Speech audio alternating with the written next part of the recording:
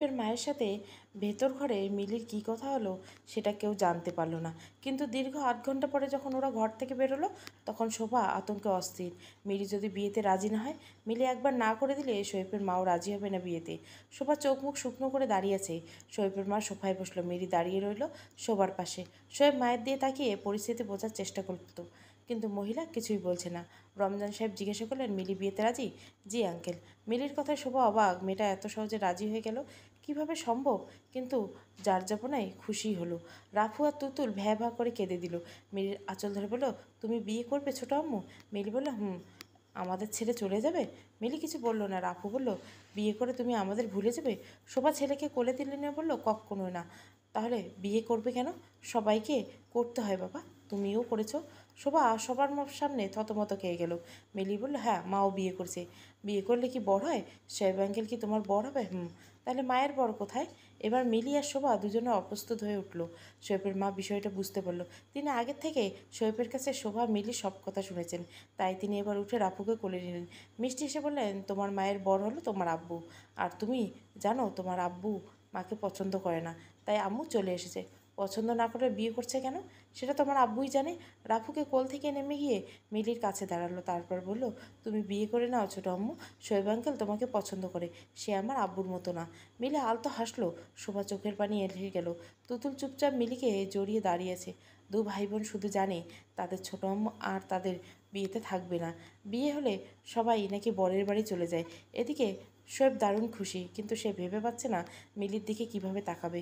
কোনো দিকে না ভেবে যে সে মিলিকে বলে ভালোবাসি, আজ হুট করে মেয়েকে দেখতে এসে মা বলছে নাকি আজ ওর বিয়ে। বিয়ের কোনো প্রস্তুতি তো নেয়নি। যেভাবে এসেছিল সেইভাবে রাত ৮টার দিকে শোবার বাড়িতে সাহেবের বাড়ির কিছু মেহমান এলো, সাথে বিয়ে যাবতীয় জিনিসপত্র, প্রসাদানি। শোভা মিলিকে সাজিয়ে দিল। শোভা নিজের বিয়েটা হয়েছিল একদম সাদামাটা। সেদিন ছিল পয়লা বৈশাখ। সাত তখন সদ্য চাকরিতে জয়েন করছে। নববর্ষ উপলক্ষে সাত শোভাকে একটা সাদা জামদানি উপহার দিয়েছিল, সাথে সাদা কাচের ছুরি। গুজে দিয়েছিল বেলি ফুলের সুবাস মোড়ানো সাদা মালা, ঠোঁটে হালকা লিপস্টিক। এই সাথে শোভাকে সেদিন অপসরা লাগছিল। সাত পরেছিল ওর সাথে মিলিয়ে সাদা পাঞ্জাবি। ওকে দারুণ দেখাচ্ছিল। দুজনে সেদিন জীবনে উলটপালট করে সিদ্ধান্ত নিয়েছিল পরিবারের কাউকে না জানিয়ে। কাজী অফিসে সারার পর সাত শোভার কথা দিয়েছিল কখনো ছেড়ে যাবে না। হায়, কিন্তু আজ এতগুলো বছর হয়ে গেল কেউ কারো মুখ দর্শন পর্যন্ত করেনি। না করতে চায়। সাদ হয়তো প্রতিজ্ঞাভঙ্গ করতে পারে, কিন্তু শোভা পারবে না। কারণ শোভা বলেছিল সাদ ছাড়া দ্বিতীয় কোনো পুরুষ শোভার জীবনে আসবে না, কখনো আসেওনি। কখনো দ্বিতীয় মানব শোভার জীবনে আসার পথও পায়নি। শোভা সেই সুযোগ দেয়নি। কি এমন ক্ষতি হবে একলা জীবন কাটলে? কিছুই না, হয়তো বাচ্চাগুলো কাউকে বাবা ডাকার সুযোগ পাবে না। বাবা ডাকার পাবে না, না পাক। স্বাদের নোংরা ভালোবাসা কখনোই শোভার সন্তানরা ডিজার্ভ করে না। যাই হোক, শোভা মিলিকে খুব সুন্দর করে সাজিয়ে দিল। লাল শাড়ি, চুড়ি, গহনা সব মিলিয়ে পরিপরি ভাব। মিলি এত কিছু পছন্দ করে না, তাই রেগে গিয়ে বলল, কী করছিস সুবি? আমি তো নিজেকেই চিনতে পারছি না। শোভা বলল, বিয়ের দিন মেয়েরা নিজেদের চিনতে পারবে না, এটাই স্বাভাবিক। তাই বুঝি? তোর বিয়েতে তুই নিজেকে চিনতে পারিসনি? না, আমি নিজেকে ঠিকই চিনেছিলাম, কারণ সেদিন আমার সাজগোজ ছিল না। যেমন ছিলাম তেমনই, শুধু চুলে বেলি ফুলের মালা গুজেছিলাম। তো আমাকে সেভাবেই সাজিয়ে না কেন? শোভা কঠিন গলায় অদ্ভুতভাবে বলল, জানিস আমি সেদিন সাদা শাড়ি পরেছিলাম। সাদা শাড়ি মানে জানিস বিধবাদের রং। সেদিন আমাকে বিধবা বউ লাগছিল। তাই তো দেখলি না আমার বিয়েটা ভেঙে গেল। আমি তো বিধবাদের মতো বাস করছি, তাই আমি তোকে লাল শাড়ি রঙে সাজাচ্ছি। তোর জীবন রাঙিয়ে থাকতে হবে। তুই খুব ভালো, তুই খুব সুখ ডিজার্ভ করিস। তুই আজীবন আনন্দে কাটা সাহেব ভাইয়ের সাথে। তুই আমার জন্য যা করেছিস অন্য কেউ হলে কখনোই করতো না। তুই ঘর সংসার নিয়ে সুখে থাক, এছাড়া আমি আর কিছু চাই না। মিলি শোবার গালে হাত রেখে বলল, কাঁদছিস কেন? এমনি পুরনো কথা খুব মনে পড়ে। এখনও ভুলতে পারিসনি?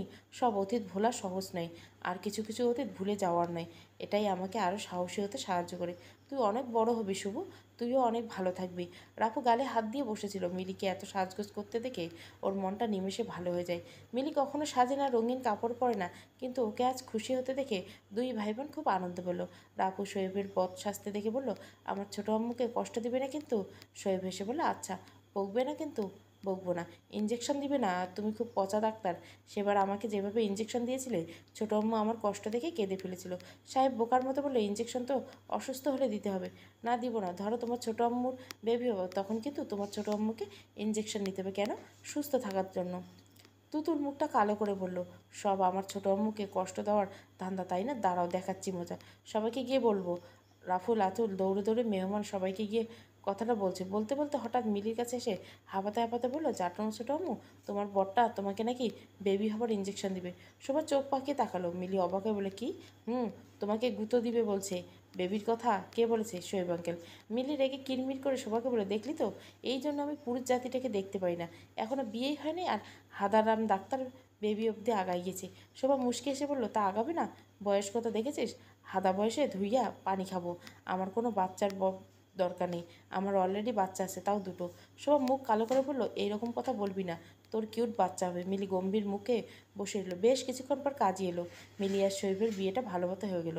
মোনাজাত শেষ করে খাওয়া দাওয়া হলো। শোয়েবের মা অনেক ভালো, নিজে সব কাজে সালমা বেগমকে সাহায্য করলো।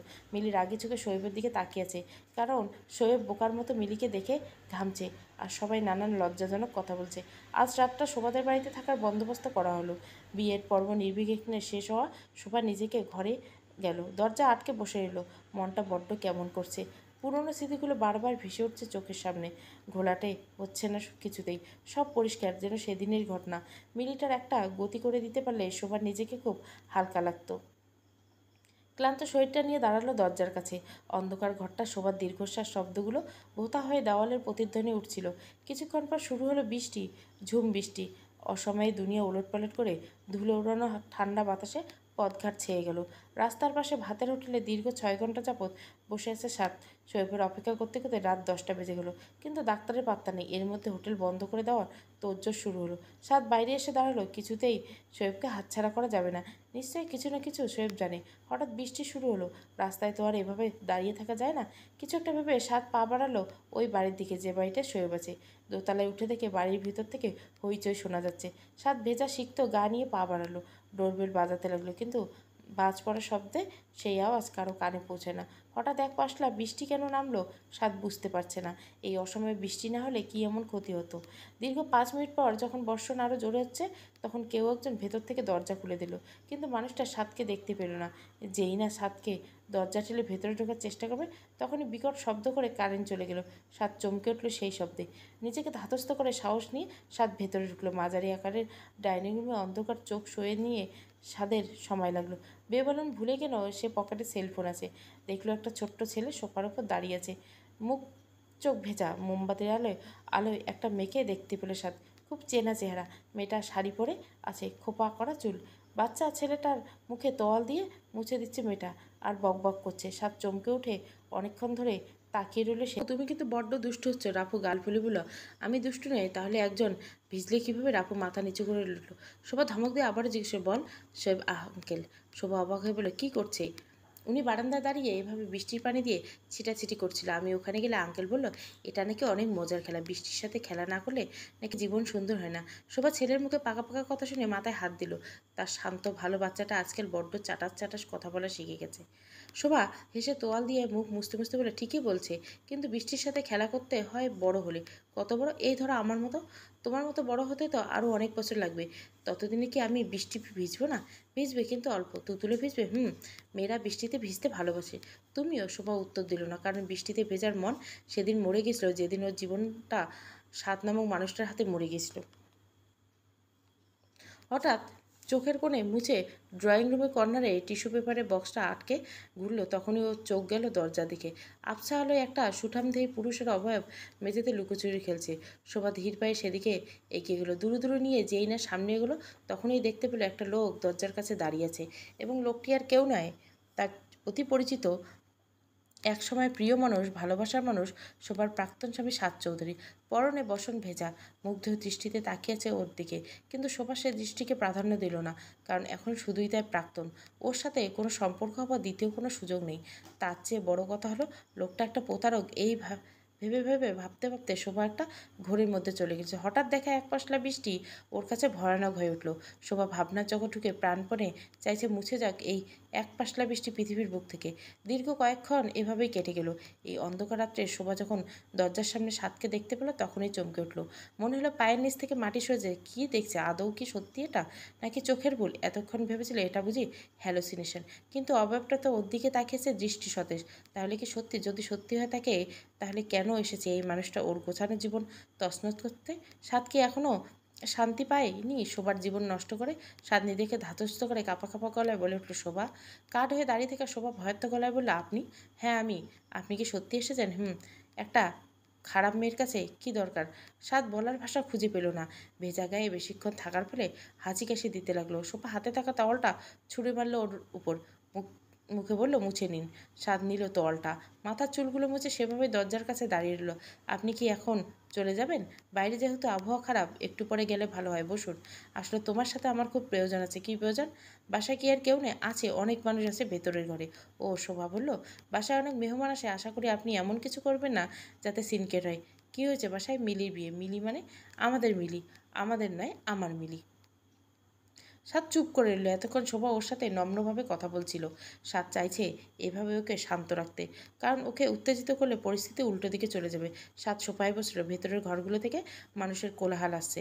কারেন্ট আসেনি, যার ফলে কিছুই দেখা যাচ্ছে না। আর মোমবাতির আলোয় যতটুকু দেখা যাচ্ছে তাতে শোভার অবয়ব শুধু ছায়ার মাধ্যমে বোঝা যাচ্ছে। ওর চেহারায় সাত দেখতে পাচ্ছে না, কারণ শোভা আগের থেকে মুখ ঢেকে নিয়েছে। লোকটাকে নিজের মুখ দেখাতে চায় না, সাত বুঝতে পারলো এবং একটা দীর্ঘশ্বাস ফেলল।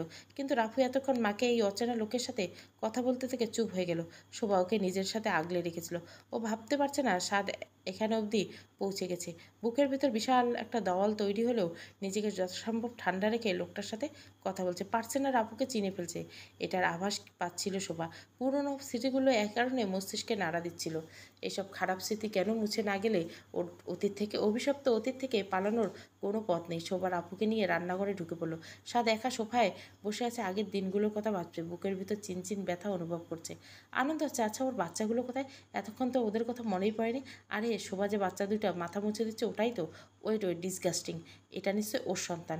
এত কাছাকাছি থেকেও সাদ বাচ্চাটার দিকে একবার তাকালো না। ড্যামিট। ওর রাগ হতে লাগলো, কিন্তু এখন রাগ করলে চলবে না। এখানে যেহেতু এসেছে, ড্যাম শিওর বাচ্চাদের নিজের কাছে পাবেই। তাই সাদ রিল্যাক্স হয়ে বসলো। বাইরে এখনও ঝোড়ো বৃষ্টি। সাদের বুকে জমে আছে হাজারো মেঘের টুকরো। শোভাকে যদি সবসময় কাছে পেত, চিরদিন যদি একসাথে থাকতে পারে, এটাই বোঝাবে ও শোভাকে। ও নিশ্চয়ই রাজি হবে। জানলার দিকে আকমনে তাকিয়ে সাদ গুনগুনিয়ে গান করলো, কেন মেঘ আসে হৃদয়ের আকাশে। মিলি বসে আছে সোফায়, সামনের খাটে বসে আছে শোয়েব। দুজনে চুপচাপ। মিলি বসে মোবাইল স্ক্রল করছিল। সাহেব ভয়কে জয় করে বলল, মিলি। মিলি শোয়েবের দিকে তাকিয়ে বলে, কি মানে? বলতে চাইছিলাম আপনি আমাকে বিয়ে করতে রাজি হলেন কেন? আপনি যে কারণে রাজি, আমি সেই কেন বুঝতে পারলাম না। আপনার আম্মু খুব করে আমাকে পছন্দ করেছেন, আমাকে নিজের মেয়ে ভেবে নিয়েছেন। উনি খুব করে চায় যাতে আমি আপনাকে বিয়ে করি। সুবিও চাই, আমার সন্তানরা মত দিয়েছে আপনাকে বিয়ে করতে। আঙ্কেল আন্টিও চাই। সবচেয়ে বড় কথা হলো আপনার আম্মুর চিন্তাভাবনা আর আমার চিন্তাভাবনা এক। আমাদের মাঝে কোনো ফারাক নাই। আমি এমন একজনকে মা হিসাবে পেয়ে খুব খুশি। এসব কারণে আমি আপনাকে বিয়ে করতে রাজি হই। সাহেব একটু রাগলো। সবার চাওয়া পাওয়া মিলির দাম দিল, কিন্তু প্রথম থেকে সে শোয়েব ওকে পছন্দ করে ভালোবাসে। ওর জন্য 5টা বছর অপেক্ষা করে, সেটা সে মিলির কাছে কিছুই নয়। মিলি এত নিষ্ঠুর? সাহেবের জন্য কি ওর মনে একটুও জায়গা নেই? এতগুলো বছর সাহেব ওর জীবনে কোনো ভূমিকা ধরে রাখতে পারেনি। মিলিকে বিয়ে করছে কি ওকে ভুল করছে? এসব ভেবে এক প্রকার রাগের মাথায় সাহেব মিলিকে বলল, আপনি সবার সাথে কথাই বললেন, কিন্তু আমার কথা তো একবারও ভাবলেন না। আপনি প্রিয়তা, আমি যে আপনার জন্য এতগুলো বছর অপেক্ষা করলাম, সেগুলোর কোনো দাম নেই। দেখুন আমার খুব কষ্ট হচ্ছে। আমি আপনার প্রতীক্ষা আছি। আমি আপনাকে ভালোবাসি। আপনি কেন বোঝেন না? বোঝার ভান করেন না কেন? মিলি প্রথমে অবাক হয়ে শোয়েবের দিকে তাকিয়ে হয়, তারপর দ্বিতীয়বারের মতো থাপ্পড় পড়লো শোয়েবের গালে। ভেজা চোখ নিয়ে শোয়েব মিলির দিকে তাকিয়ে রইল। তারপর শোয়েবের কাছে এগিয়ে এসে ওর ঠোঁটে আলতো করে ঠোঁট ছুঁয়ে দিয়ে বলল, বিশাল বড় ভাষণ দিতে পারেন আর ছোট্ট কথাটা বলতে পারেন না, আমি আপনাকে ভালোবাসি। এটা বলতে আপনার 5 বছর খরচ হয়ে গেছে। শোয়েব অবাক হয়ে মিলির দিকে তাকিয়ে বলল, আপনি ভালোবাসার কথা বিশ্বাস করেন না বলেই বলিনি। তাহলে কি বলতে চাও? বলতে গিয়ে আপনার হাতে থাপ্পড়ের শিকার হতাম, নয় কি? কিন্তু ভালোবাসার মানুষের হাতে থাপ্পড় খাওয়া সৌভাগ্যের ব্যাপার। শোয়েব হাসলো। মিলিও বলল, আপনাকে এখন সত্যি সত্যি আমার মনে হচ্ছে, তাই নাকি? মিলি ভুরু কুচকে বলল, প্রিয়তাকে? আমি যাকে পছন্দ করি সে কল্পিত আপনি।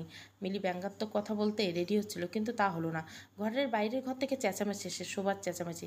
মিলি বুঝতে পারল না বৃষ্টি ভেজা এই মুহূর্তে এত রাতে শোভা ঘরভর্তি মেহমান রেখে কীভাবে চেঁচামেচি করছে। কিন্তু কিছু একটা না হলে শোভা কখনোই এরকম করবে না।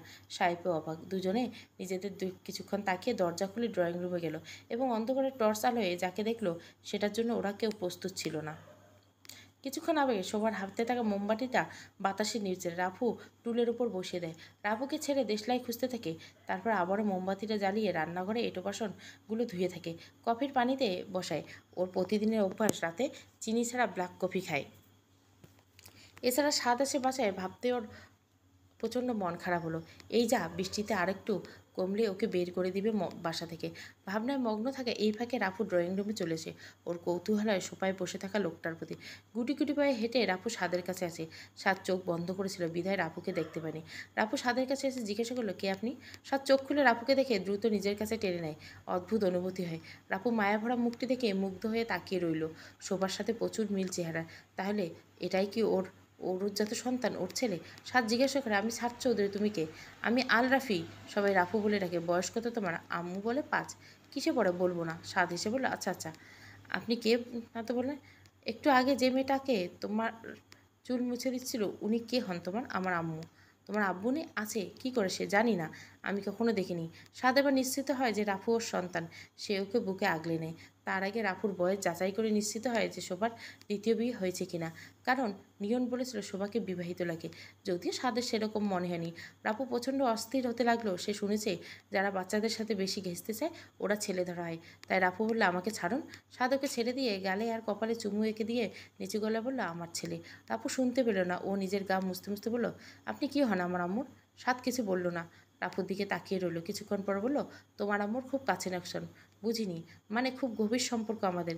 আমি আপনার কথা বুঝতে পারছি না আঙ্কেল, আপনার কথাগুলো ভালো না। আপনি কি কোনো চোর ডাকাত? সাদ ধাক্কা খেলো ছেলের কথা শুনে। রাফু ওর থেকে দূরে সরে যেতে চাইল। বৃষ্টি কমে গিয়েছে একটু। রাফুর মুখে ভয় ফুটে উঠল। লোকটা আবার সত্যি ছেলে ধরা নয় তো? রাফু ভয়াত্মক দৃষ্টিতে সাদের চোখ এড়ালো না। চট করে মাথায় একটা প্ল্যান ভেবল গেল সাদের। ভাবলো এখন যেহেতু আশেপাশে কেউ নেই, রাফুকে নিয়ে চলে যেতে পারে। বাই চান্স যদি শোভা ওর সাথে যেতে না রাজি হয় তাহলে একুল উকুল সব কুল হারাবে। শোভা সতর্ক হয়ে যাবে বা অন্য কোথাও পালিয়ে যেতে পারে। এর চেয়ে এই কাজটা করে ফেলাই ভালো।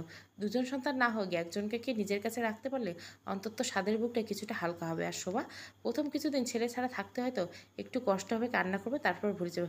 প্ল্যানটা বেশ ভালো। যেই ভাবে সেই কাজ। সাজ রাফুর দিকে তাকিয়ে মিষ্টি হাসি দিয়ে বলল, এদিকে আসো তো একটু। কেন ভয় পাচ্ছ কেন? আমি তোমার কোনো ক্ষতি করতে আসিনি। তাহলে কেন এসেছেন? বন্ধুত্ব করতে। কার সঙ্গে? তোমার সঙ্গে। আচ্ছা, তোমার আর একটা ভাই আছে তাই না? না না, বোন। নাম কি ওর? উফ, রুফি। সবাই তুতুল বলে ডাকে। বাহ, কিউট নেম। এভাবে রাফুকে বিভিন্ন প্রশ্ন জিজ্ঞাসা করে গল্প করে দীর্ঘ 5 মিনিট। কৌতুক বলে রাফুকে হাসায়। জাদুঘরের মতো মিশে যায় রাফুর সাথে। বাচ্চাদের ইমপ্রেসের জন্য একেবারে পারফেক্ট সাজ। রাফু সহজে মিশে যায় লোকটার সাথে। এরই সুযোগ কাজে লাগার আজ। রাফু বাবা, জি। বৃষ্টি ভালো লাগে? হ্যাঁ। ভিজবে না? কেন? আম্মু না করেছে। ছোটবেলা বকা দিবে। কেউ কিছু বলবে না, আমার সাথে চলো। রাফু আতকে উঠে বলো, কোথায়? ছাদে এসে বলো, ছাদে বৃষ্টিতে ভিজতে হয় বাবা, নইলে তুমি এর মজাই বুঝবে না। এতে তো পানি কি আল্লাহ তাল্লাহ এমনি এমনি ফেলছে? আমাদের জন্যই তো ফেলছে, আমরা আনন্দ করতে পারি। তুমি কি এই আনন্দ উপভোগ করতে চাও না? রাপু গালে হাত দিয়ে ভাবতে লাগলো। সাজ যেহেতু বলছে ওর সাথে ভিজলে মা কিছু বলবে না, তাহলে নিশ্চয়ই কিছু বলবে না। ও ঠোঁটে হাসি দিলে বলো, চাই। সাদ মিষ্টি হাসি দিয়ে বলো, তাহলে দেরি কেন, চলো। এদিকে থালা বাসন ধুয়ে সোফা মুছে রেখে দিল। কফির পানিটা ফ্লাক্সে ঢেলে নিয়ে পেছনে ফিরে দেখলো রাপু টুলের উপর বসা নেই। টুলটা একটু উঁচু হতে রাপু নামতে পারে না সেখান থেকে। এজন্য সবার নিশ্চিত হলো কাজ করছিল। তাহলে নামালোকে সাত। ও মাই গড ভেবে দৌড়ে করিডোর থেকে বারান্দা বেরিয়ে ধূপধাপ করে ড্রয়িং রুমের দিকে ছুট লাগালো। হাত থেকে টর্চটা পড়ে যেতে পারবে, শরীর কাঁপছে। কেউ তো জানে না স্বাদ এখানে। তাহলে এতক্ষণ ওকে লাথি মেরে বাড়ি থেকে বের করে দিত সবাই। না, ভুলটা সবারই। স্বাদ ঘরে ঢুকতে দেওয়া বা বসতে দেওয়াটাই ওর সবচেয়ে বড় ভুল। কিভাবে পারলো এত বড় একটা ভুল করতে? এতটা নির্বোধ ও হলো কী করে? এক ছুটে ড্রয়িং রুমে এসে শোভা দেখলো স্বাদ নেই। রাফুকে খুঁজে দেখলো সেও নেই। দরজা হাট করে খোলা। শোভা দ্রুত সিঁড়ি ঘরে এলো। ভেজা জুতোর কর্মদ্য পায়ের ছাপ, দ্রুত নামার চিহ্ন ফুটিয়ে উঠছে। শোভা এক প্রকার দৌড়ে নামলো নিচে। নিচে গিয়ে রাস্তার ওপারে রাখা একটা গাড়িতে একটা লোক উঠছে। কোলে বাচ্চাটাকে দেখে শোভা বুঝতে পারলো এটা স্বাদ। রাফুকে নিয়ে পালাতে চাইছে। বৃষ্টির ঝাপটা তোয়াক্কা না করে শোভা সেদিকে ছুট দেয়। হুমড়ি খেয়ে পড়ে রাস্তায়। এদিকে ছুট লাগালো এবং সাদকে একটা ধাক্কা মারলো। ফলে রাফু কোল থেকে পড়ে আলগা হয়ে মাটিতে পড়ে গেল। লোহার শিকে লেগে ওর হাতটা কেটে গেল, তবে সামান্য। আচমকা সাথে হকচকে উঠলো। টাল সামলাতে ঘুরে দেখলো শোভা রক্তবর্ণ চোখে নিয়ে স্বাদের দিকে তাকিয়েছে। এরপর দুজনের। স্বাদ অনেক বছর পর শোভাকে লক্ষ্য করলো। ভীষণ সুন্দর হয়েছে শোভা, ভীষণ। চোখ ফেরানো দেয়। বৃষ্টিতে আর এলোমেলো চুটলে বৃষ্টিতে ভেজা শোভাকে এই অন্ধকারে কেমন লাগছিল সেটার বর্ণনা করার শক্তিটুকু পর্যন্ত পেল না। কষে একটা থাপ্পড় মারল শোভা ওর গালে। ভাতের হোটেলে ছাউনি নিচে রাপুকে বসিয়ে দোকানের কাছে পড়ে থাকা একটা ছোট্ট লাঠি দিয়ে সাদের পিঠে বরাবর কয়েকটা বাড়ি মারল। রাগে সবাই এতটাই জর্জরিত সে এটা যে রাস্তা ও বেমালুম ভুলে গেছে। এদিকে সাদের ভাবান্তরে বুঝে গেছে সে প্ল্যান ফ্লপ করেছে, তাই এভাবে দাঁড়িয়ে রইল শোভার সুন্দর মুখপানে। রাফু যে ব্যথা কাঁদছে সেদিকে শোভার হেলদোল নেই। সাদকে ইচ্ছে মতো ধাক্কা দিয়ে ফেলে দিল রাস্তায়। তারপর রাফুকে নিয়ে কাঁদতে কাঁদতে বাসায় এলো। একটা কথা পর্যন্ত বলল না শোভা। সাদ শোভার পেছন পেছন গেল, ডাকছে, দাঁড়াও শোভা, দাঁড়াও, প্লিজ দাঁড়াও সুবি। শোভা দাঁড়ালো না, দৌড়ে বাসায় ঢুকে পড়ল সাদও। সিঁড়ি দিয়ে উঠতে উঠতে শোভাকে প্রায় ধরে ফেলল সাদ। আঁচল টান দেবার চেষ্টা করতে শোভা চেঁচামেচি করতে লাগলো, আর মায়ের কোলে রাফু ভয় পেয়ে সিটিয়ে আছে। এতক্ষণ বুঝে ফেলছে যে এই লোকটা একটা ছেলে ধরা। শোভার চেঁচামেচি যখন পৌঁছালো মিলিয়ার শোয়েবের কানে তাই তখনই ওরা ছুটে আসে। এসে সাদকে দেখে ওরা রীতিমতো অবাক। শোভা এরকম করতে দেখে দুজনে ঘাবড়ে গেল। মিলি তীক্ষ্ণ কথা বলে, আপনি এখানে হলো? সাদ বলল, সেই কৈফিয়ত আমি তোমাকে কেন দেবো? কারণ আপনার কোনো অধিকার নেই আমার ছবিকে এভাবে হেনস্থা করা। আমি কাউকে হেনস্থা করিনি। শোভা শৈপের কোলে রাফুকে দিয়ে ধাক্কা দিল সাদকে, বলল, তাহলে আমার বাচ্চাকে কেন চুরি করতে এসেছেন? মিলি অবাক হয়ে বলল, মানে? শোভা কাঁদতে কাঁদতে পুরো ঘটনাটা বলল মিলিকে। শুনেই মিলি রেগে শোভাকে চড় মেরে বলল, কুকুরের লেজ কখনো সোজা হয় না। জানার পরে তুই একে খাতির করে ঘরে ঢুকিয়েছিস। তোর বুদ্ধিশুদ্ধি কবে হবে? তুই এত সরল, এত ভালো কেন? এজন্য সবাই তোকে ঠকাতে চায়। আমি পারি না মিলি, আমি কাউকে কষ্ট দিতে চাই না, কিন্তু উনি বারবার আমাকে ধৈর্যের পরীক্ষা নিয়ে আমাকে পাগল বানিয়ে দিচ্ছেন। আমার থেকে সব কেড়ে নিয়েছেন কিন্তু কিছু বলিনি। কিন্তু আমার সন্তানদের দিকে হাত বাড়লে সেই হাত আমি কেটে কুকুরকে খাওয়াবো। ভালো ছবি যেমন নরম, খারাপ ছবিটা ঠিক ততটাই কঠিন। এবার আমি আর কোনো কম্প্রোমাইজ করব না, নিজে হাতে শাস্তি দেব। সাত শোভাকে বোঝানোর চেষ্টা করলো, ওদের প্রতি তো আমার অধিকার আছে, তা কি নয়? না, কোনো দিনও ছিল না। আপনি ভুল করছেন। তাছাড়া আপনার নিজের এখন সংসার আছে, নিশ্চয়ই বউ বাচ্চা, মাকে নিয়ে, বাবাকে নিয়ে সুখে আছেন। তাহলে আমার রক্তজল করা বাচ্চার প্রেরণাটা বারবার কেন খুন করতে আসছেন? আমার কেউ নেই শোভা, না হলো ঘর সংসার, না হতে পারেছি বাবা, না নিজের বাবা মার খেয়াল রাখতে পেরেছি। আমার সব এমনিতেই ধ্বংস হয়ে গেল। অট্টহাসিতে মেতে উঠল মিলি। একেই বোধ হলে রিভেঞ্জ অফ নেচার, বা যেমন কর্ম তেমন ফল। মিলির চোখের বাড়াবাড়ি করতে লাগলো। সব কিছুর যেন কত সহজ, নিজেকে যখন যা মনে করে তাই চাইবে, ঠিক সেভাবেই পেতে হবে, এমন একটা ভাব। সালমা বেগম আর রমজান সাহেব মেয়ের কষ্ট আর নিতে পারলেন না। সালমা বেগম বরাবর সরল নরম প্রকৃতির মানুষ, কিন্তু এবার তিনি আর চুপ থাকতে পারে না। সাদকে উনি এই নিয়ে দ্বিতীয়বার দেখেছেন। এর আগে সবার কলেজের একটা ফাংশনে দেখেছিল। ওনাকে বসার ব্যবস্থা করে দিয়েছিল সাদ। মনে মনে ছেলের আদব কায়দা দেখে সেদিন উনি খুব পুলকিত হয়েছিল। মনে মনে নিজের মেয়ের জন্য এমন সুন্দর, সুদর্শন, ভদ্র সরকারি চাকরিওয়ালা ছেলেকেই চাইতেন। কত শত বিয়ের প্রস্তাব আসতো শোবার জন্য, প্রবাসী, ব্যবসায়ী, এমন অনেক প্রস্তাব আসতো। সালমা বেগম এবং রমজান সাহেব চাইছিল না, প্রবাসী না, ব্যবসায়ীদের কাছে মেয়ে দিতে। কারণ এই দুটো পেশায় অনেক রিস্ক, যে কোনো সময় লস হতে পারে। কিন্তু পরবর্তীতে ওনার ধারণা ভুল প্রমাণ করে দিল সাদ। কারণ মানুষটার বাইরের চেহারাটা আসল নয়, সৌন্দর্য ক্ষণিকের, ভেতরের মানুষটা কেমন সেটাই দেখার বিষয়। যাই হোক, সালমা বেগম এসে সাদের গালে চড় বসিয়ে দিলেন, বললেন, তোমাকে যেদিন প্রথম দেখেছিলাম সেদিন আমি তোমাকে খুব ভালো লেগেছিল, তবে আমি ভুল ছিলাম। তোমার এসব কাণ্ডকীর্তি দেখার পর মেয়ের মতো আমারও পুরুষ মানুষের উপর থেকে বিশ্বাস উঠে গেছে। জানো, তোমাদের মতো কিছু পুরুষ আর টিনার মতো কিছু নারীর জন্য এদেশে ভালো নারী পুরুষের কদর নেই। যদিও টিনাকে আমি দেখি নেই, কিন্তু এবার এসব বন্ধ করো। আমার মেয়ের জীবন থেকে চিরতরে চলে যাও। আমার নাতি নাতনির কাছ থেকে। সাদ বলল, দেখুন, আপনি আমার মায়ের মতো। আপনি একটু বুঝিয়ে বলুন সবিকে। স্টপ মিস্টার সাদ চৌধুরী, আমার নাম আপনার মুখে শুনতে চাই না।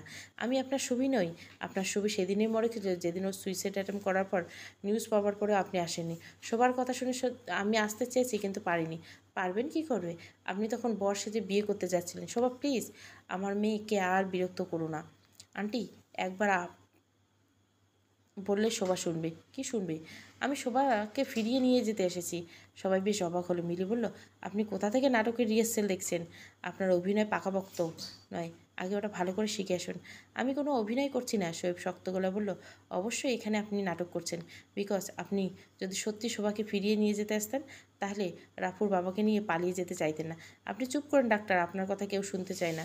আপনার কোনো রাইট নেই আমাদের ব্যাপারে কথা বলার। শোভা হুঙ্কার দিয়ে বলল, অবশ্যই ওনার 100% রাইট আছে আমার আর আমার ফ্যামিলি নিয়ে কথা বলা।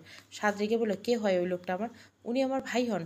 আপনজন, প্রতিবেশী, প্রিয় মানুষগুলো আমার জন্য যা করেনি, উনি আমাদের পাশে এতদিন আমাদের জন্য অনেক কিছু করেছেন। হাজারবার জন্মগ্রহণ করলো আপনি মিলি আর ওনার মতো হতে পারবেন না কখনোই। তোমার তো আবার ভাই পাতানোর স্বভাব আছে। কীভাবে পটালে তোমার দুই বান্ধবী ওই ডাক্তারকে? You bastard, I will kill you, বলেই সাদকে দেওয়ালের সাথে চেপে ধরল। এমন সময় শহীবের বাবা মা এসে একটা ছেলেকে সে মারছে। ঘটনাটা মিলির মুখ থেকে শুনে উনি ছাদের উদ্দেশ্যে বললেন, দুর্ভাগ্য তোমার মায়ের, যিনি তোমার মতো কুলাঙ্গার সন্তান জন্ম দিয়েছেন। না জানি সেই বেচারি কত কষ্ট পেয়েছেন। শোয়েব বাবা, ওকে ছেড়ে দেয়। কি আম্মু, মারামারি করে কোনো সমাধানে যায় না। সাত কিছু বলল না। যতই চাচ্ছে মাথা ঠান্ডা রাখতে ততই গরম হচ্ছে। এই শোয়েবটাকে একদম সহ্য করতে পারে না। শোভাদের সাথে শোয়েবের ভালো সম্পর্ক, ওর অনুর্বর মস্তিষ্ক বারবার খারাপ চিন্তায় জন্ম নেয়। যদিও মনে প্রাণে এগুলো বিশ্বাস করতে চায়, আসলে যার নিজের ভেতরটাই অপরিষ্কার, তার চিন্তাভাবনা তো পরিষ্কার হবে কি করে? সে তো আশেপাশের সবাইকে নিজের মতো করে ভাবে। সাদ শরীফের মাকে ঠান্ডা গলায় বলল, আন্টি, আপনি বুঝদার ব্যক্তি, আপনি একটু বোঝান শোভাকে। আমি ওর সাথে কিছু বিষয়ে আলোচনা করতে চাই। একা কথা বলা প্রয়োজন আমাদের। শোভা চিল্লিয়ে বলল, আমি কোনো আলোচনা চাই না। শরীফের মা এগিয়ে শোভাকে বললেন, যাও আন্টি। এভাবে সিনক্রেট না করে দুজনের মাঝে ব্যাপারটা ক্লিয়ার করে না। শোভা অবাক হলো। আন্টি, আপনি কি আমাকে ওনার সাথে সমঝোতা করতে বলছেন? শোয়েবের মা মুচকি হেসে বললেন, না মা, এখানে দেখছো না বাচ্চাদের সামনে কি বিচ্ছিরি একটা পরিবেশ তৈরি হচ্ছে? এর চেয়ে তুমি ঠান্ডা মাথায় সাথে সাথে কথা বলো। দেখো না কী জন্য এসেছে, তারপর তুমি যা ডিসিশন নিবে সেটাই হবে। শোভা বুঝতে পারলো, ঠিক আছে, কিন্তু ওনার কোনো অন্যায় আবদার আমি মানব না। তুমি যা চাও তাই হবে, আমি তোমার পাশে আছি। মায়ের কথা শোয়েব ও মিলি একমত হলো। রমজান সাহেব শোভাকে বললেন, উনি ঠিক বলছেন মা, তুমি যাও। সাদ মনে মনে স্বস্তির নিঃশ্বাস ফেলল। কোনো মতন বুঝিয়ে সুঝিয়ে যদি সম্পর্কটা ঠিক করা যায় তাহলে ভালো। একা কথা বলার আর একটা কারণ, শোভা বড্ড আবেগী। একসময় আবেগী মেয়েরা সবসময় কারো না কারো মনে আশ্রয়, একটু ভালোবাসা ফেসলে খুঁটি। তখন বৃষ্টি কমে গেছে, বাসায় যেহেতু মেহমান আছে, যদিও ওরা সব ঘটনা জানতে পারেনি কারণ সবাই ঘুমে মগ্ন, তাই শোভা ছাদে এলো। ছাদও এলো। রাফু মায়ের সাথে এলো। মায়ের কোল থেকে নামছে না। এতক্ষণ বুঝে গেছে যে এই লোকটা ওকে ধরে নিয়ে এসেছে সেই আর তুতুলের আব্বু। কিন্তু ওদের আব্বু এরকম চুরি করে ওদের নিয়ে যেতে এসেছে ভেবেই বাবার প্রতি রাফুলের একটা বিদ্বেষ তৈরি হলো। তাছাড়া এতক্ষণ যা ঘটেছিল সব ওর সামনে ঘটায় ওর মনে প্রচুর আঘাত পেয়েছে। কারণ ভেবেছিল ওদের বাবা বুঝি পৃথিবীর শ্রেষ্ঠ বাবা, কিন্তু না, শ্রেষ্ঠ বাবারা কখনোই এরকম জঘন্য কাজ করতে পারে না। তাই রাফু ঠিক করছে আর কখনোই বাবার কাছে যাবে না, যেতেও যাবে না, তুতুলকে যেতে দেবে না এরকম খারাপ একটা মিথ্যুক লোকের সাথে। ছাদে বিভিন্ন ফুলের গাছ বৃষ্টি ধুয়ে সেগুলো সতেজ হয়ে উঠছে, বাতাসে দুলছে, যেন একটা নতুন জীবন লাভ করছে। হাসনা সুবাদে ভরপুর হচ্ছে পুরো ছাদ। অনেক দূর অবধি ঘ্রাণ, রাত জাগা নিশাচর পাখিরা ডানা ঝাপটে মাথা উঠে দৌড়াচ্ছে। যতদূর দেখা যাচ্ছে ততদূর পর্যন্ত শোভা রইল। রাতে চট্টগ্রামে খুব মোহনীয় আর আকর্ষণীয় লাগছে। এত সুন্দর হওয়াই ছিল রাতটা, তাও আবার আজই। জীবন এলোমেলো হওয়ার দিনগুলো নাকি বড্ড ঘোলাটাই বিশ্রেণ। তাহলে শোবার বেলার প্রকৃতি এত সাজে কেন? কোথায় যেন পড়েছিল, তোমার যেটা নিজের জন্য চাও সেটা সবসময় তোমার জন্য কল্যাণকর নাও হতে পারে, কিন্তু তোমার জন্য যেটা কল্যাণকর সেটা আল্লাহ তাআলা তোমাকে ঠিক সেটাই দেন। তাই হয়তো সবার জন্য যেটা কল্যাণকর সেটাই আল্লাহ তাআলা করছেন। যাদের সাথে সে সারা জীবন থাকতে হয়নি, এর চাইতে বড় সৌভাগ্য আর কী হতে পারে? সে চলে যেতে চায়, তাকে যেতে দেওয়া উচিত, কারণ সৃষ্টিকর্তা তোমার জন্য আরও ভালো কিছু রেখেছেন। তাহলে শোভা কেন মনমরা হয়ে থাকবে? যেখানে স্বয়ং আল্লাহ তাআলা তার ভাগ্য নিয়ন্ত্রণ করেছেন, আর আল্লাহ তাআলা সে নিয়ন্ত্রণ করেন, সেটা কোনো অকল্যাণকার হতে পারে না। কী বলবেন বলুন? এভাবে চুপ করে থাকার মানেটাকে কীভাবে শুরু করবো বুঝতে পারছেন? হাস্যকর, আপনাকে আমার কাছে অসহ্য লাগছে। সাদ আচমকা শোভার হাত ধরে উঠল। শোভা, আমি তোমাকে ভালোবাসি। শোভা রাগ হলো, সেটা চেপে বলো, তারপর? আমি তোমাকে চাই, আমাদের বাচ্চাদের চাই। আর কিছু? আমি তোমার সাথে সংসার করতে চাই। এতদিনে জানি অনেক দেরি হয়ে গেছে, কিন্তু এতটা দেরি হয়নি। চলো না, আমরা আবার এক হয়ে যাই। বাচ্চাদের তো বাবা প্রয়োজন, তারপর আমাদের ছোট্ট একটা সংসার হবে। কেন? আপনার ফ্যামিলি কে হবে? আব্বু তো নেই, আম্মু আছেন। তোমার যদি তাতে কোনো আপত্তি থাকে তাকে আমি বৃদ্ধাশ্রমে পাঠিয়ে দিল। সবার গা রিরি করতে লাগলো, ঘৃণায় গা গুলিয়ে উঠলো। মানুষ কতটা স্বার্থপর হতে পারে তা সাদকে না দেখলে বুঝতে পারতো না। মাকে পর্যন্ত বৃদ্ধাশ্রমে পাঠাতে যায়। সাদ বলল, শোভা, আমি দুঃখিত, তোমাকে এভাবে অপমান আর কষ্ট দেওয়া ছাড়া আমার ইন্টেনশন ছিল না, কিন্তু তখন পরিস্থিতি অন্যরকম, আমাকে ক্ষমা করে দাও। শোভা চুপ করে আকাশের দিকে তাকিয়ে রইল। রাবু মায়ের কোলে বসে খুঁটিয়ে খুঁটিয়ে বাবা নামক মানুষটাকে দেখছে আর অবাক হচ্ছে। তুতুলের সাথে এই লোকটা কত মিল। রাপু মায়ের কোল থেকে নেমে বলল, আসছি আম্মু, 1 মিনিট। কী করছো? একটা জিনিস দেখো। কাকে? জবাব পাওয়া গেল না। রাপু সিঁড়ি বেয়ে নিচে নেমে এলো। রাত প্রায় 1টা 20 বাজে। তুতুল ঘুমাচ্ছিল। মেয়েটা বড্ড ঘুমাতে ভালোবাসে। রাফু বোনকে তুলে এলো। রাফুকে দেখে জিজ্ঞাসা করলো, কি? আমাদের বাবা এসছে, তুই চল। তুতুল টাসকে খেলো। নিমেষের চোখ থেকে ঘুম পালিয়ে গেল। বললো, কোথায়? এত রাতে এসেছে? সত্যি? চল। রাফু বোনকে এক প্রকার ছাদে টেনে নিয়ে গেল। ছাদে এলো তুতুল। মাকে একটা লোকের সাথে চুপচাপ বসে থাকতে দেখে তুতুল রাফুকে জিজ্ঞাসা করলো, উনি? জানিস আমাদের বাবা ভালো না। আমাকে মায়ের কাছ থেকে দূরে করে দেওয়ার জন্য চুরি করতে এসেছিল। আমাকে মিথ্যে কথা বলেছিল। আম্মু ঠিকই বলেছে, এই বাবাটার সাথে কিছুতেই থাকা উচিত নয়। সাদের চোখ যেন তুতুলের নিষ্পাপ মুখের উপর পড়ল। তখন বড্ড অবাক হলো। হুবহু তার চেহারা। শোভাকে জিজ্ঞাসা করলে, কে এই বাচ্চাটা? শোভা রাতুলের সামনে মিথ্যে বলতে পারল না, বললো, আমার মেয়ে। সাদ চমকে উঠল, মানে আমাদের? Wait, twin baby? মানে ও আমার মেয়ে? ও মাই গড! তুতুলকে কোলে নিয়ে অনেকগুলো চুমু খেলো সাদ। রাফুকে কাছে টেনে নিল। সবার প্রচণ্ড রাগ হচ্ছে আদিকে। তা আচ্ছা, এটা কি সত্যি হতে পারতো না? পারতো, কিন্তু সাদ চায়নি। নিজে এত সবটাই ধ্বংস করেছে যার কোনো ক্ষমা হয় না। নিজের বাচ্চাদের উপর সাদের আলাদা একটা মায়া এসে ভর করলো, বিশেষ করে তুতুলকে দেখে। নিজের অভাব যেন আরেকটা কোনো মতে ছাড়া যাবে না। সাদ শোভাকে জিজ্ঞাসা করলো, কি ঠিক করলেন তোমার কাছে? প্লিজ ফিরে আসো। আপনি জানেন আমার ডিভোর্স হয়ে গেছে। শোভা প্লিজ তুমি আমার জীবনে ফিরে আসো, আমি তোমার খুব খেয়াল রাখবো। সাদের এসব সবার কাছে বড্ড অস্বস্তিকর লাগছে। আমি ভেবেচিন্তে জানাবো কাল সকালে। এখন আপনি আসেন। সাদ বলল, আচ্ছা, তবে আমি উত্তরটা পজিটিভ চাই। আমি জানি তুমি যেটাই চাও, কারণ মেয়ে সারা জীবন দুটো বাচ্চা নিয়ে তাও হাজব্যান্ড ছাড়া পারে না। শোভা তার ছিল একটা হাসি দিয়ে বলল, ভাবনাটা এমন যেন শোভাকে দয়া করছে। ডিসগাস্টিং। সাদ রাতুল আর রাপুকে খুব আদর করলো, দেখে মনে হচ্ছে ওই শ্রেষ্ঠ বাবা। শোভা জানে এগুলো সাদের ভণ্ডামি। যখন যেটা দরকার সেটা হাতিয়ে নিতে চায়। যখন দেখলো ওর পাশে আর কেউ নেই, তখনই সুরসুর করে শোভার কাছে চলে গেল। এখন আর শোভা আর রাফু তুতুলকে ইমপ্রেস করার চেষ্টা করছে। বোকা, নিজেকে অতি চালাক ভাবনাটা মানুষের সবচেয়ে বড় বোকামি। সাদ নিজের সাথে ঘটা সব কিছু খুলে বলল, নিজের কষ্টগুলো একটু বাড়িয়ে বাড়িয়ে বলল সাদ। যদিও শোভা ওর প্রতি একটু নরম হয়, সাদের পরিণতি এমন হওয়ারই ছিল। তারপর বিদায় হওয়ার কাল সকালে আসবে বলে চলে গেল। সবার ভিতরে ভিতরে কষ্ট হলো, নিজেকে সামলে নিল। কারণ আজ যদি সাদের পাশে টিনা নামক মেয়েটা থাকতো, তাহলে সাদ কখনোই সবার কাছে আসতো না। আর এই দুমুখ রূপ যে স্বাদ নিতে পারে সেটা সবার জানা হতো না। যখন যাকে ব্যবহার, তখন তাকেই ব্যবহার করে টিস্যু পেপারের মতো ডাস্টবিনে ফেলে দেয়। দেওয়াটা স্বাদের কাজ, যেরকম সবার সাথে করেছে টিনার সাথেও করেছে। কিন্তু যেখানে টিনার নিজেরও দোষ ছিল, তা সবার ছিল না। বাবার ভালোবাসা প্রতিটি সন্তানের জন্য খুবই গুরুত্বপূর্ণ, কিন্তু তা বলে এমন নয় বাবা ছাড়া কেউ বাঁচে না। বাঁচতে হয়। কিছু কিছু জিনিস কখনো পাওয়া যায় না, কষ্ট ভোগ করে ভালো, কিন্তু আত্মসম্মান বিচার্য না। ছোটবেলা থেকে রাফু তুতুলের বাবা ছাড়া কি বড় হয়েছে? ঘাটতি যেটা সেটাই থাকুক, ওদের তো জীবনের সাথে লড়তে হবে। ছোট থেকে অন্তত দুর্বল কিছু জিনিস হারাতে শিখুক। ভবিষ্যতে হলে তাহলে বেশি কষ্ট অনুভব করতে হবে না।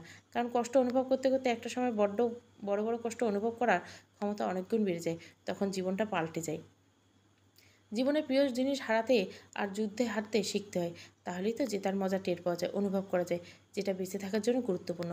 শোভা দুই সন্তানকে এভাবে তৈরি করে যেন কোনোদিন মেয়েটা দুর্বল না ভোগ করতে পারে, বা বাস্তবে এমনভাবে বড় করবে যাতে মা জাতির প্রতি আজীবন কোনো মনোভাব পজিটিভ থাকে।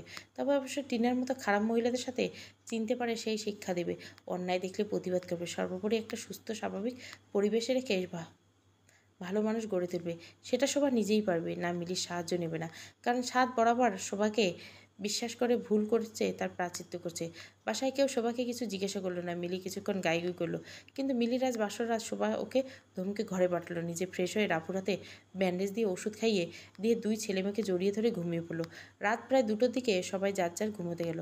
অনেক মেয়েরা তরল পদার্থের মতো, যেই পাত্রে রাখবে সেই পাত্রে আকার ধারণ করবে।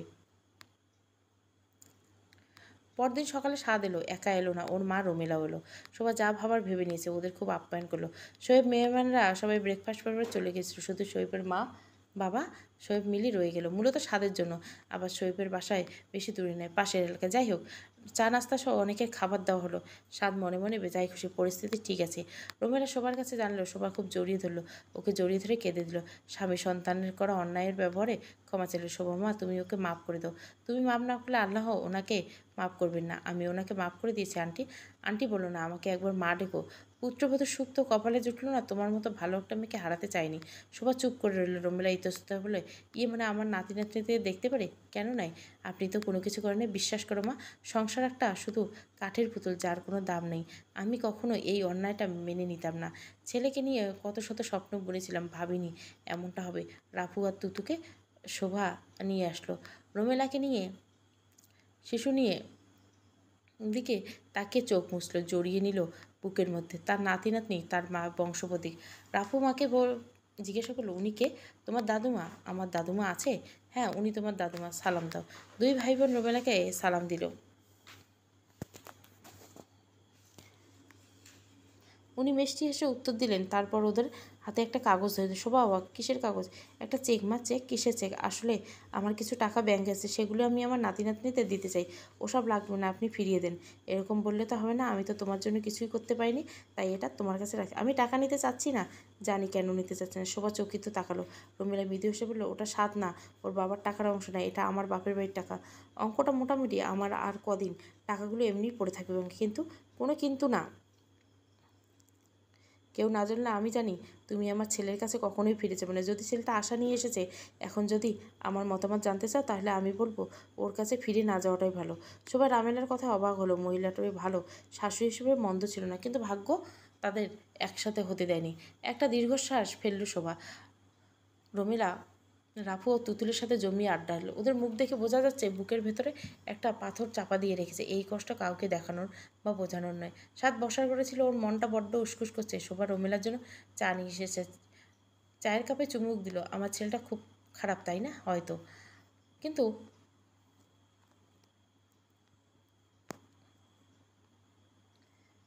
এবার এমন হবার তো ছিল না।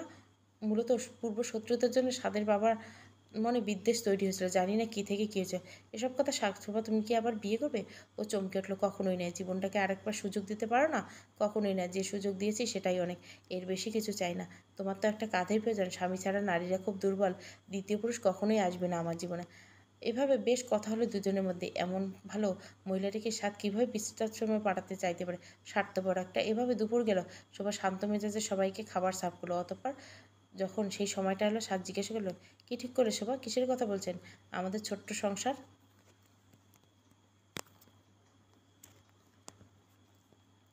ও, তুমি কি বলো? এমন হবে না কেন? কারণ আমি আপনার সাথে কোথাও যাচ্ছি না। সাদের কণ্ঠ রুষ্ট এলো। কি বলছে শোভা? যাবে না? ওর সাথে সংসার করতে পারে না? কি বলতে? উত্তেজিত হবেন না।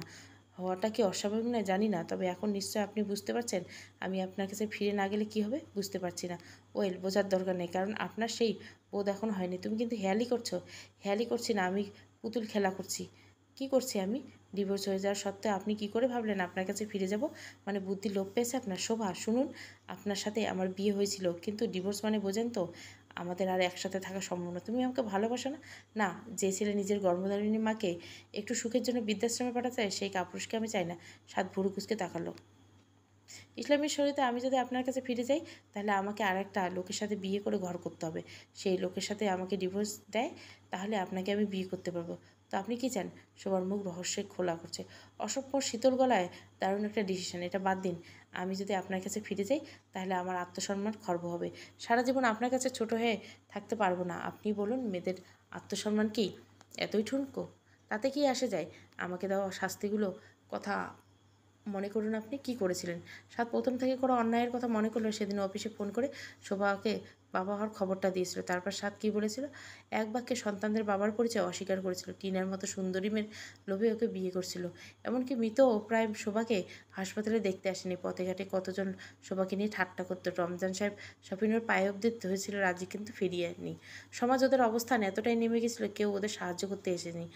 এই কদিন ফোন করে খবর নেয়নি। টিনাকে নিয়ে হানিমুনে সুইজারল্যান্ডে গিয়েছিল। বাচ্চা হবার কথা শুনে জেদের বসে ওদের কেড়ে নিতে চাইছিল। মেরে ফেলার হুমকি দিয়েছিল ওই মাসুম দুটোকে। ওদের জন্য শোভা ঢাকা থেকে গোপনে চলে এসেছিল। এত বছর পর কষ্ট করে হলেও। আর ওর জন্য মা বাবা বৌমা সুখ পায়নি। টিনার জন্য ওর বাবা মা মারা গেছে, মা বিধবা হয়েছে।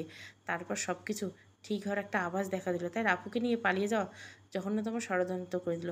শুরু থেকে পর্যন্ত এত কিছু ঘটে গেল, এরপর কি করে ভেবেছিল শোভা ওর সাথে সংসার করবে? যেভাবে 5 বছর আগে ওদের সারাসারি হয়ে গেছিলো, আজ এতদিন পর নিজের অন্যায়গুলোর কথা মনে করে অনুতপ্ত হতো। নিজেকে কেন পাগল পাগল লাগছে। শোভা হেসে বলল, কি কিছু মনে পড়ছে?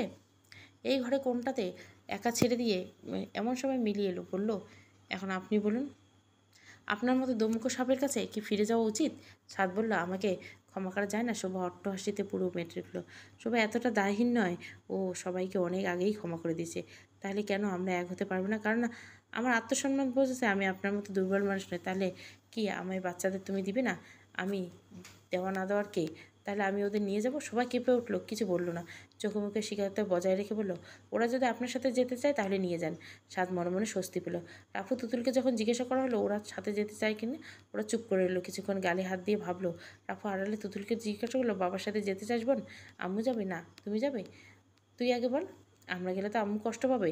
তুই শোনে নি কাল রাতে আম্মু আমাদের কি গল্প করছে? আচ্ছা, গল্পের ঘটনাগুলি কি আম্মুর সাথে ঘটেছে? ছোটো আম্মু বলেছিল আমাকে একবার, বাবাটাও ভালো না, আমি যাব না।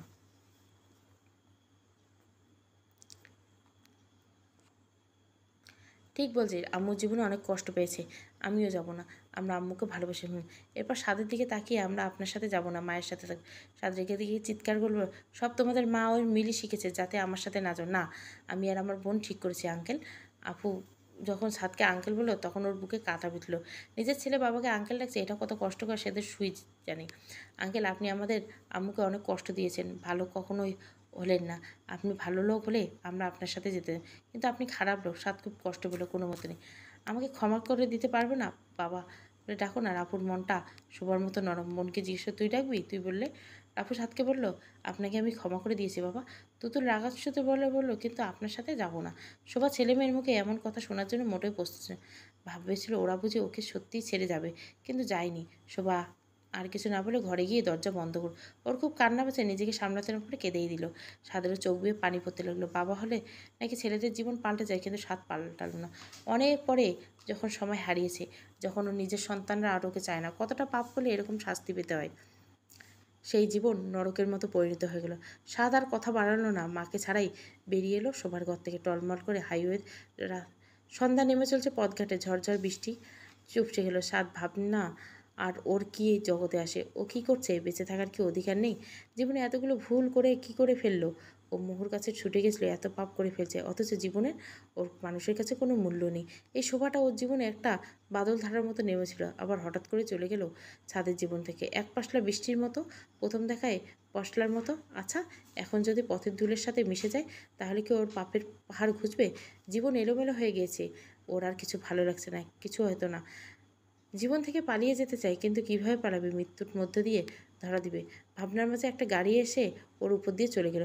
ছিটকে পাথরে বাড়ি খেলো সাদ। কিছুতেই বলার চেষ্টা করলো শুধু, ভালো থেকো আমার সুবি। দীর্ঘশ্বাস এলো গণ, বুকটা কয়েক ওঠানামা করলো, একসময় স্থির হয়ে গেল। বৃষ্টিতে ধুয়ে মুছে লাগলো আনাচে কানাচে। পিষে গেল নিথর দেহটা পথের ধুলার সাথে। এক পাশলা বৃষ্টিতে যেন ওর জীবন নিঃশেষ হয়ে গেল। সাদের অস্তিত্ব শেষ হয়ে গেছে এক পশলা বৃষ্টি পথের ধুলোর সাথে। শোভা যখন জানতে পারলো তখন অনেকটা দেরি হয়ে গেছে। মানুষটা আর পৃথিবীতে নেই। যদি তুমি তোমার চরিত্র হারিয়ে ফেলো, তাহলে তুমি সব কিছু হারিয়ে ফেলে। সাদও তার সাক্ষী। শোভা যখন বুঝতে পারলো না সাদের মৃত্যুর ব্যাপারটা, কিন্তু মানল না, চিৎকার করে কাঁদলো, যেন কাঁদলো নিজের জানে না। তবে কি ওর মনে সাদের জন্য অনুভূতি রয়ে গেছিলো? ভালোবাসা কখনো মরে যায় না, হয়তো চাপা পড়ে যায়। সাদের লাশ নিয়ে বাড়ি আসা হলো। শোভা দেখলো না সাদকে, ঘরে বসে রইল। রাফু তুতুল মাকে জিজ্ঞাসা করলো, আমাদের বাবাই আর নেই, কী বলবে শোভা? এটাই ওর কপালে লিখেছিল, মানুষটার মৃত্যু তো সে কামনা করেনি, তবু এমন হলো কেন? না, নেই, মরে গেছে। শোভা কান্না চাপায় বলল, মরে গেছে। আম্মু, তোমরা কান্না করছো না, তাহলে কাঁদছো না কেন? কাঁদতে নেই বাবা। তাহলে দাদু না কাঁদছে কেন? তুমি কষ্ট পেলে যেমন আমি কাঁদি, তেমনই তোমার বাবা তো ওনার ছেলে, তাই কাঁদছে। আমাদের বাবা কি আর আসবে না? জানি না। তুমি চুপ করো, নানা ভাইয়ের কাছে যাও। আম্মু, তুতুল কাঁদছে। কোথায়? ও বারান্দায় একা একা বসে আছে, এলো না আমার সাথে। আচ্ছা। রাফুর এই কথাটা শান্তির বার্তা চড়িয়ে দিল। শোভা আর কিছু বলল না। সন্তানদের নিয়ে ছাড়া কি শোভা যায়? ওই যে দায়ী ছেলেমেয়ের কান্না, এসবকে ভাগ্যে লেখা ছিল? শোভা কি জীবন কষ্ট পেতেছ যে আর কাঁদছে? রাফু জিজ্ঞাসা করলো, তোমার কি মনে মনে আমাকে খারাপ ভাবছো? চাইলে যেতে পারতে বাবার সাথে। চাইছিলাম না। উনি যদি ভালো হতো তাহলে তোমাকে ফিরিয়ে নিতাম আম্মু। রাফু, তুমি আমাকে একটা থাকতে দাও, ওসবে আমার বিরক্ত লাগে না, কিন্তু ওনার জন্য মায়া হচ্ছে। আচ্ছা আম্মু, একটা কথা জিজ্ঞেস করো। মরে যাওয়ার সময় কি ওনার খুব কষ্ট হয়েছে, তাই না? সবার মনটা খচখচ করতে লাগে। সত্যি কি কঠিন সময় দেয় শোভাদের স্বাদের মানুষপটে ভেসেছিল? ঠিক কি চাইছিল ওই খারাপ মানুষটা? ওদের কি তার মৃত্যুর জন্য দায়ী? অনুতপ্ত আগুনে জ্বলে পড়ে ছারখার হয়ে যাচ্ছিল স্বাদ। এক পশলা বৃষ্টিকে জীবনে শান্তি দিয়েছিল। আরও কিছুদিন বেঁচে থাকলে কি এমন ক্ষতি হতো? তবে কেন এই জীবন অতি স্বল্প সময়ে পৃথিবী থেকে বিদায় নিয়ে গেল, শোবার জন্য রেখে গেল কষ্টের পাহাড়। এতদিন তো শোভা নিজেকে মানিয়ে নিয়েছিল জীবন, লোকটা আবার উল্টোপাল্টা করে দিল। কি শান্তি পায় ওকে এত কষ্ট দিয়ে? সেই সাত নামক ব্যক্তিতে জানে রিডিকিউলাস। রাপু ঘর থেকে চলে গেল। কয়েকজন প্রতিবেশী আত্মীয় স্বজন শোভাকে নিয়ে বিলাপ করল। কীভাবে থাকবে বাচ্চা নিয়ে, কীভাবে আরেকটা বিয়ে করবে কি না তারা জানতো না। শোভার কাগজে কলমে এই ব্যক্তির সাথে ছাড়াছাড়ি হয়েছে, অথচ এই মানুষগুলো এতদিন শোভাকে বাজাক্কা নজরে রাস্তায় বেরোলে আর চোখে দেখতো, কানাঘুষা করতো। বিকেলবেলা মহিলাদের রাস্তায় প্রধান বিষয় রমজান সাহেবের মেয়ে শোভার বর কই। বাচ্চাগুলো অবৈধ নাকি, এগুলো শুনতে শুনতে সবার আজ সিম্পাতি দেখাচ্ছে মানুষের মন মানসিকতা। এই সমাজে আজও মেয়েরা নর্মদার কীটের মতো মর্যাদা পায়, এর শেষ জানে না সবাই। কিন্তু এই ব্যবস্থা খুব দ্রুত পাল্টানো প্রয়োজন, পরিবর্তন দরকার। ডিভোর্সের মারি মনে খারাপ নয়, হতে পারে অমানসিক অত্যাচার নির্যাতনের শিকার। তাই সবসময় নারীদেরকে বাঁকা চোখে না দেখে বিষয়টি তোলে। দেখবেন বিপরীত পক্ষ থেকে মেয়েটা কতটা কষ্ট অপমান সহ্য করছে। পরকীয়, শারীরিক চাহিদা, যৌতুক এসব আজকাল সমাজকে দূষিত করে, অথচ সবাই বাঁকা চোখে আঙুল তুলে মেয়েটি ডিভোর্সি চরিত্রহীন বেলাল্লাপনা করে বেড়ায়, তাই তো সংসার ভাঙল।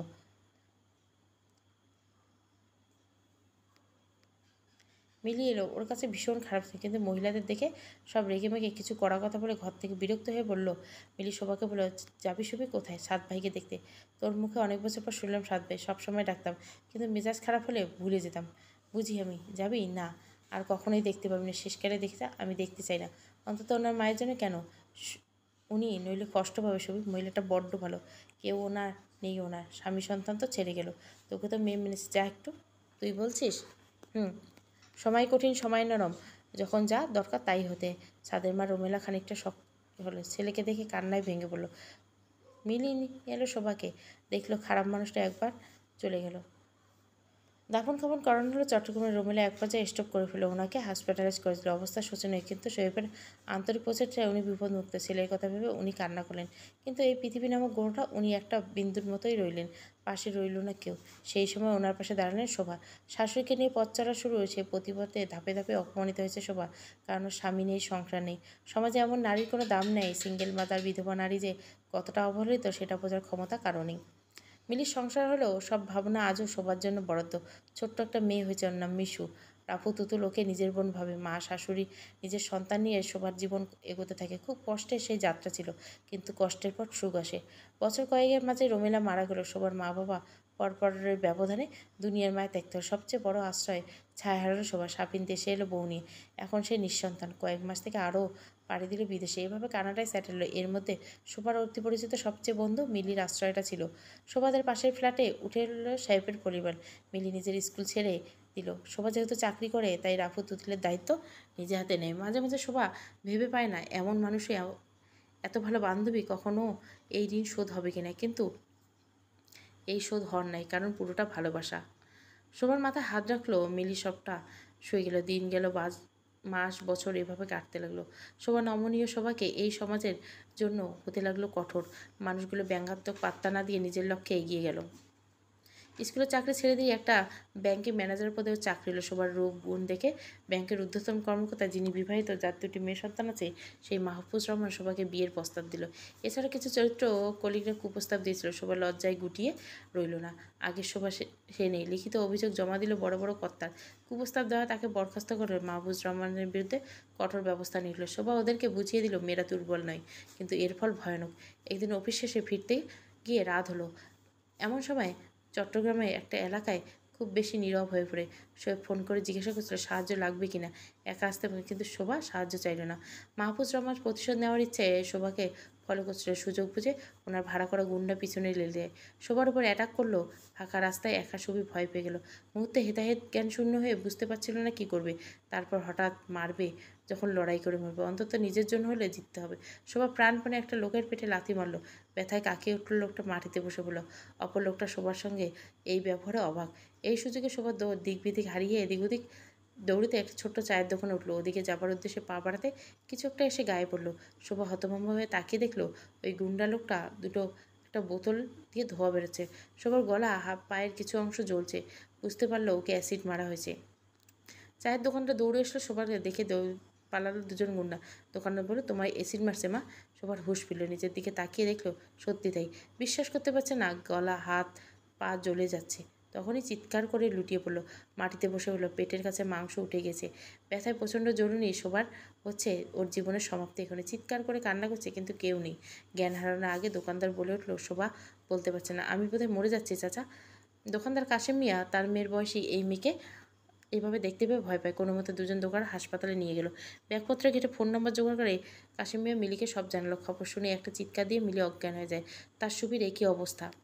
সবাই মিলে মিলিকে বাবা মায়ের কাছে রেখে দ্রুত হাসপাতালে চলে গেল। শোভার এমন অবস্থা থেকে নিজেকে আর সামলাতে পারল না। বোনের মতো ভালোবাসে শুভকে, ওর কষ্ট অনুভব করতে পারে শোয়েব, কিন্তু মেয়েটা আর সহ্য করবে না। কে করলো? অন্তত শোচনীয় অবস্থায় শোভার কণ্ঠনালী গণ্ডগোষ মারাত্মক কঠিন সম্মুখে।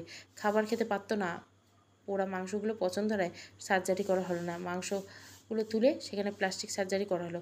মুখে অ্যাসিড পড়েনি, সেটাই বাঁচায়। পুরো সময় শৈবার মিলির পাশে ছিল। দীর্ঘ 2 মাস পর একসময় মৃত্যুর সঙ্গে পাঞ্জা লড়ে জয়ী হয়ে শোভা ফিরে এলো। সাফিনের এই ঘটনায় কিছুই জানানো হলো না। শোভা বারণ করছে, একবার যদি সাফিন শোনে শোভার এই অবস্থা, তাহলে দুনিয়া উলটপালট করে দেয়। এমনি চলে আসতে চাই, কিন্তু শোভা মানা করে। এত সিকিউর একটা ভবিষ্যৎ পেলে কেন শোভা চলে আসবে? কিন্তু মাসে মাসে মোটা অঙ্কের টাকা ঠিকই পাঠাত। শোভার মানা সত্ত্বেও বোন পাগল ভাই। শোভা পুরোপুরি সুস্থ হওয়ার পর সাফিনকে এই ঘটনা নিজেই জানালো। সাফিন ক্ষিপ্ত হয়, তৎক্ষণাৎ দেশে ফিরেছিল, কিন্তু শোভা আসতে দিল না। ব্ল্যাকমেল করলো এক প্রকার, ফলে সাফিন আর কিছুতে করলে পারল না। এই ঘটনা এখানেই শেষ নয়। শোভা থানায় অভিযোগ দায় গেল। সন্দেহজনক ক্ষেত্রে অফিসার কলিগদের দায়ী করলো। পুলিশ তদন্ত জোরালোভাবে, কারণ সাফিন ইতিমধ্যে সামাজিক যোগাযোগের মাধ্যমে এই ঘটনা প্রতিবাদ করেছে, যার ফলস্বরূপ পুলিশ ডিপার্টমেন্ট অন্তত জোর করে কেসটা তদন্ত করছে। তদন্ত চালানো হলেও ওই দুজন গুন্ডা ধরা পড়লে সাক্ষী ছিল চায়ের দোকানে কাশেম আলী। ফলে মূল আসামি মাহফুজ রহমান ধরতে বেশি বেগ পেতে হলো না। মাহফুজ রহমানের 10 বছর জেলের চারদিকে শোভার মতো নারীর জয় জয়কার, কারণ ওই লোকের বিরুদ্ধে এরকম অভিযোগ আরও ছিল। প্রমাণের অভাবে ক্ষমতাশালী এই লোকটা কিছু করা যায়নি। শোভার সাহসের জন্য খুব প্রশংসা করলো। ছোট থেকে মায়ের সাথে ঘটা থেকে রাপুর এই সমাজের প্রতি ঘৃণা এসে যায়।